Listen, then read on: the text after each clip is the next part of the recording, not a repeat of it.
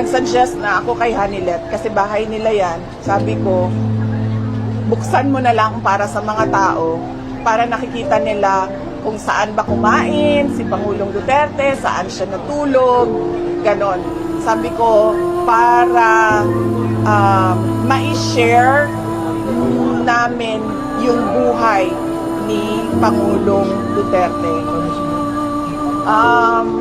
So yun. Nagpapasalamat ako at sinabi ko na buksan na sa mga tao para nakikita nila, pwede silang pumunta doon, pumasok doon, dito siya natulog, dito yung CR niya, dito siya kumain, para dahil wala na siya dito sa atin, makita man lang ng mga tao the way he lives his life dito sa Davao City.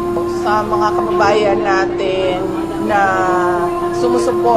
patuloy na nagmamahal at sumusuporta at nagdarasal para sa pagbabalik ni dating Pangulong Rodrigo Duterte. Nagpapasalamat ako.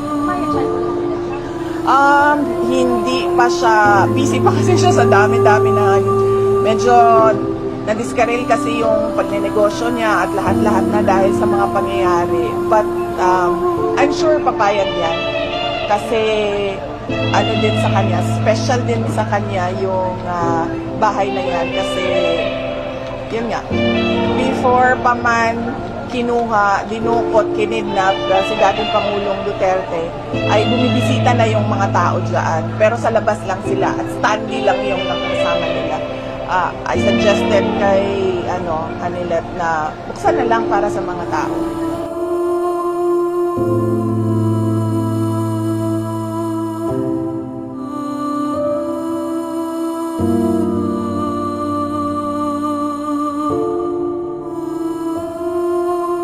Thank you.